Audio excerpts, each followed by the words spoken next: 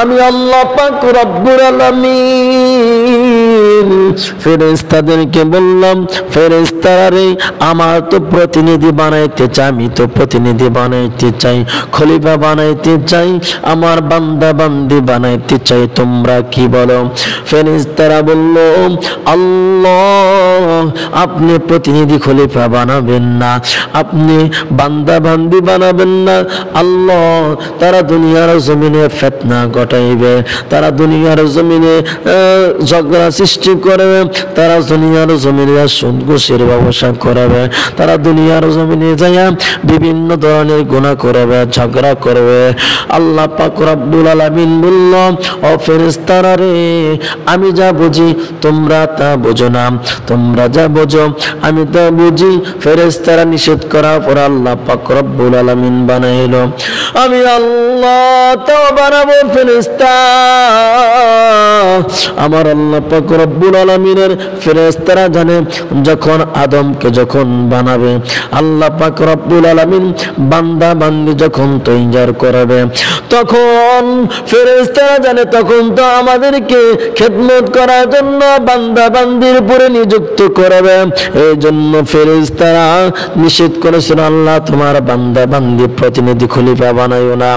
আমার আল্লাহ পাক রব্বুল আলামিন বানাইলেন আদম আলাইহিস সালামকে। বানানোর পর এইবার প্রত্যেকটা ফেরেশতাদেরকে বলা হইল, ফেরেশতারা আমার আদমের প্রতি কদম জানাও, আমার আদমকে কদম করো, কদর করো, আমার আদমকে কদর করো, আমার আদমকে সিজদা করো। আল্লাহ পাক রব্বে কারীম হুকুমগুলা পালন করলো। এইবার শয়তান ইবলিস তো দুনিয়ার জমিনে ইবাদত করতে করতে করতে করতে ভরপুর করে ফেলছিল। ইবলিসকে বলা হইল, আমার বন্ধু, আমার ইবলিস, আমার ইবলিস তুমি আদমকে সিজদা করো, আমি তো আগুনের তৈরি, আমি সিজদা করতে পারবো না। এক কথা দুই কথা তর্ক বিতর্ক, এইবার সিজদা করার জন্য বলছিল, সিজদা করলো না। আল্লাহ পাক রব্বুল আলামিন বলল, এই দরজার নিচে দিয়ে তুমি যাওয়ার আসো, তাও করলেন না। মাথাটা আগে না দিয়ে পাছাটা আগে দিলেন, আগে দিয়ে ওই দরজা দিয়ে বের হয়ে গেলেন। এইবার আল্লাহ পাক রব্বুল আলামিন শয়তান বানিয়ে দিলেন। আল্লাহর কাছে দরখাস্ত করলেন, ইবলিস তো আগুনের তৈরি, আদম তো মাটির তৈরি, আমি সিজদা করতে পারবো না। জিনটা তৎকালীন ইবাদত বন্দেগী করত, আমার আল্লাহর কাছে দরখাস্ত করলো, আল্লাহ এত ইবাদত বন্দেগী করার পরেও আমাকে তুমি ইবলিস বানিয়ে দিলা, শয়তান বানিয়ে দিলা, বিনিময়ে তুমি আমাকে কি দিলা?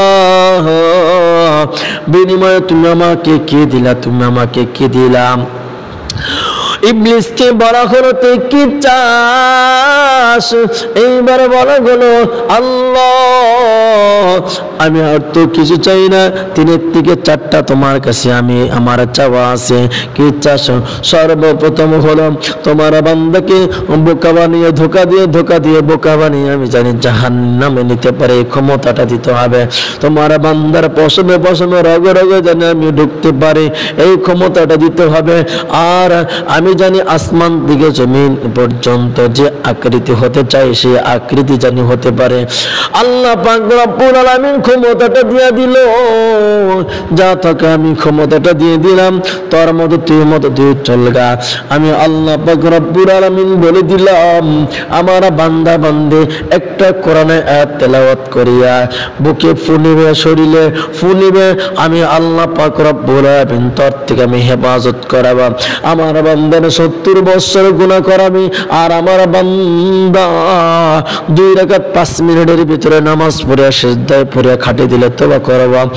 ওরে ইবলিস 70-80 বছরে যত গুনাহ করেছে, 2 রাকাত নামাজ পড়িয়া তওবা কাটার কারণে, খাস দিলে তওবা কাটার কারণে আমি আল্লাহ পাক রব্বুল আলামিন সমস্ত 70 বছরের গুনাহ খাতা মাফ করে দিয়ে আমি মাসুম হিসাবে কবুল করে নিব। এই ক্ষমতাটা আমার বান্দাকে আমি আমি দেব। আমি আল্লাহ পাক রব্বুল আলামিন তো দয়ার সাগর, আমি আল্লাহ তো মায়ার সাগর। বান্দারে তোর কত গুনাহ হয়েছে বান্দা, আমার কাছে চা।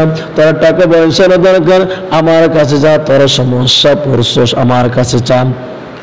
যারা যেরকম সমস্যা হয়েছে আমার কাছে চা, আমি আল্লাহ পাক রব্বুল আলামিন চাহিদাগুলো পূরণ করে দিব।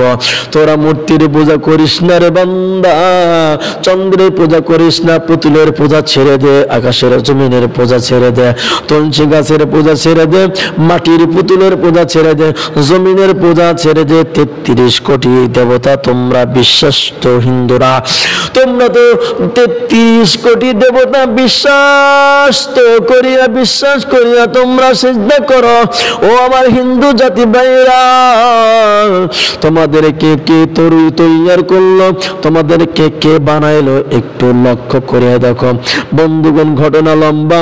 ইব্রাহিম পয়গম্বর ছোট্ট বাচ্চা ছিলেন, আব্বাকে প্রশ্ন করলেন, আব্বা তোমরা মূর্তি বানিয়ে পূজা করো, তোমাকে কে বানাইলো? মার কাছে গেল, প্রশ্নের উত্তর দিতে পারে না। মা কা তোর আব্বার কাছে বলিস না, আব্বা প্রশ্নের উত্তর দিতে পারে না। আব্বা বলে, ও আমার ইব্রাহিম, এই কথা যদি এই দেশের ভিতরে নমরুদ জেনে যায়, জব করব তোমাকে, তোমাকে হত্যা করব, ফাঁসি দিব, এই কথা কিন্তু বলা যাবে না। আব্বার কাছে জানার জন্য প্রশ্ন করলো, আব্বা উত্তর দিতে পারলো না। ইব্রাহিম পয়গম্বর চিন্তা ভাবনা করলো, সূর্য আমার দেবতা না, চন্দ্র আমার দেবতা না, আকাশ আমার দেবতা না, সব ডুবে সব উঠে সব ধ্বংস হয়ে যায়, আমার আল্লাহ ছাড়া আর কেউ নাই, আমার কেউ নাই। আল্লাহ পাক রব্বুল আলামিন আমাদের জাতির পিতা ইব্রাহিম পয়গম্বর বানিয়ে দিলেন, সেই জাতির পিতাকে আমরা অনুসরণ করব, অনুকরণ করব। আমরা তার ঘটনা সলভ করব, ভালো করে জেনে নিব।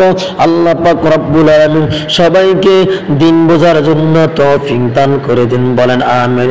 সবাইকে কোরআন কারীম বোঝার জন্য তৌফিক দান করুন, বলেন আমিন। আল্লাহ পাক রব্বুল আলামিন সবাইকে হাদিস এবং নবীকে বোঝার জন্য তৌফিক দান করে দিন। আমার নবী একজন যে আছে, আমার রাসূল যে একজন যে আসে, সব প্রত্যেকটা মানুষদেরকে খাস দিলে বোঝার জন্য তৌফিক দান করে দিকে। আমার নবীর উপর, আমার আল্লাহর প্রতি, আমার আল্লাহর কিতাবের প্রতি, আল্লাহর দ্বীনের প্রতি সবাইকে ঈমান আনার জন্য সঠিক তথ্য, সঠিক সন্ধান দেন, এটাই আমরা চাই। আল্লাহ পাক রব্বুল আলামিন ওই সব বান্দা বান্দীদেরকে হেফাজত করুন, বলেন আমিন।